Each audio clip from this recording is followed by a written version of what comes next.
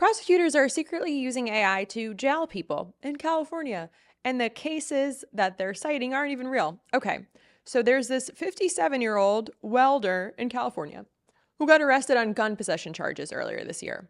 Not murder, not assault, just gun possession. His lawyers are like, look, these charges aren't serious enough to hold him without bail. Let him out while we wait for trial. But before we get into this story and what makes it so bizarre, if you want to stay updated on stories like this where technology is literally changing how our justice system works, hit that subscribe button, because what I'm about to tell you is happening right now in courtrooms across America, and most people have no idea. Okay, so the prosecutor files this 11-page brief saying, no, he needs to stay in jail, and it's packed with legal citations, court cases, quotes from the California Constitution. Looks pretty legit. His defense attorneys start checking these citations and they realize something's not right here. These cases, they don't exist, like at all. The legal authority being used to keep this guy locked up, completely made up.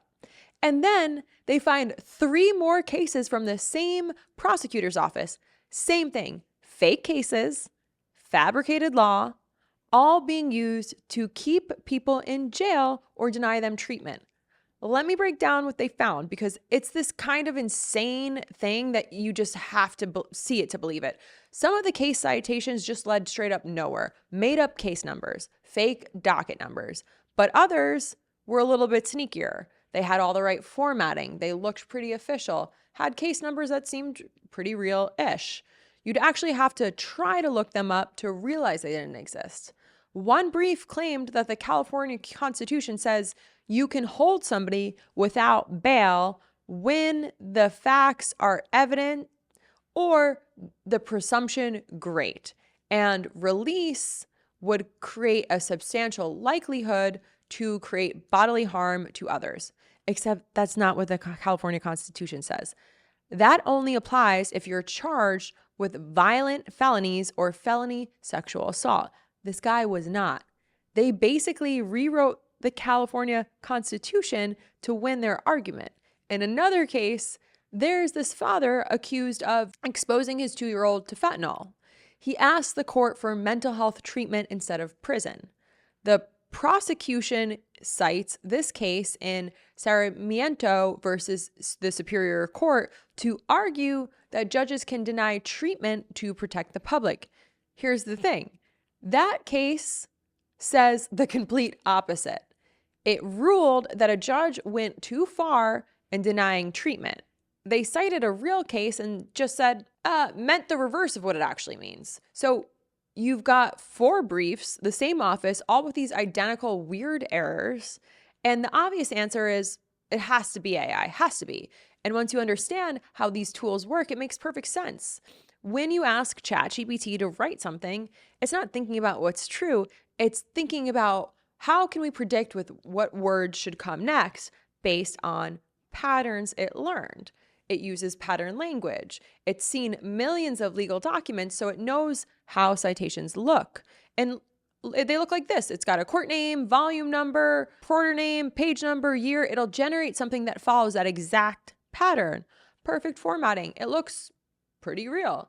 But ChatGPT is making it up based on what looks right, not what actually is right. There's also this thing researchers call sycophancy. Basically, the AI wants to please you. You ask it for cases that support your argument, and it will go find them. Or if you can't find them, it'll just invent some. See where I'm going? It doesn't know that it's wrong. It's just trying to help. So when they confront the prosecutor about this, she says the mistakes were because she was working on multiple matters, being constantly in court, responding to multiple briefings, and going too fast. But like, being busy doesn't make you cite cases that don't exist. Working fast doesn't make you invent perfectly formatted fake case numbers. That's not how human mistakes work. And get this, according to the defense lawyers, when a judge first asked about the errors, the prosecutor's office didn't admit they'd used AI. The district attorney eventually said, okay, yes, there was some errors, but AI was only used in 1 of the 4 briefs, not in the welder's case. Come on, 4 briefs with the same office with identical AI pattern language and signature errors, and only one used AI? That's ridiculous. Here's why this is so messed up. Judges have to trust legal citations. They can't fact check every single case citation in every brief. They'd never get anything done. So when a prosecutor cites 3 cases, they assume those cases exist and say what the prosecutor claims they say. The whole system depends on prosecutors being honest. They're not just lawyers trying to win.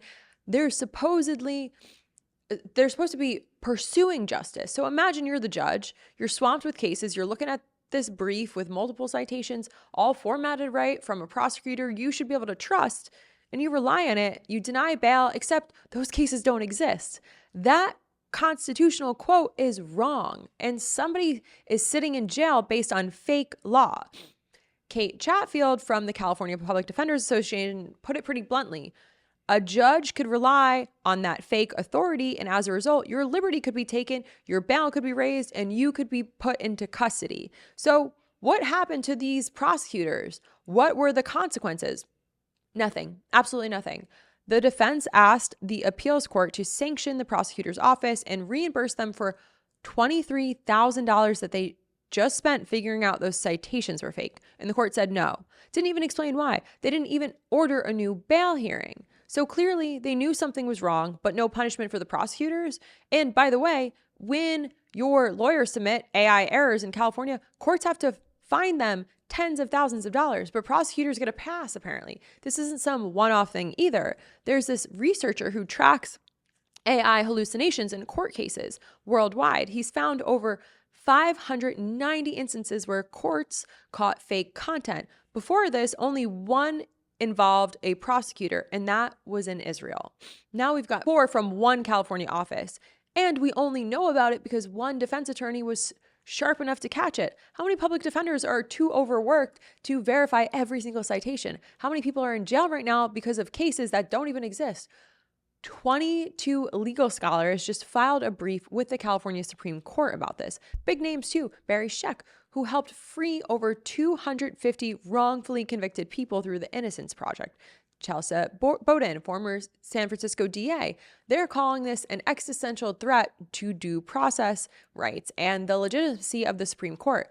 They want the Supreme Court to investigate whether this is happening everywhere. The DA's response, we made an internal AI policy and did some staff training.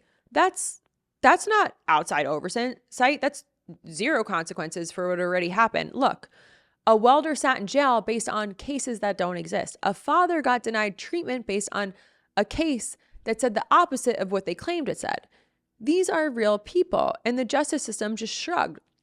And if prosecutors can keep people locked up by citing cases that don't exist and nobody does anything about it, we don't have a justice system based on law anymore. We've got one based on whatever AI decides to make up. So if this concerns you, please take a moment to subscribe and share this widely, because the more people know that this is happening, the harder it becomes to ignore. Savage girl strutting like a queen, you know she the boss.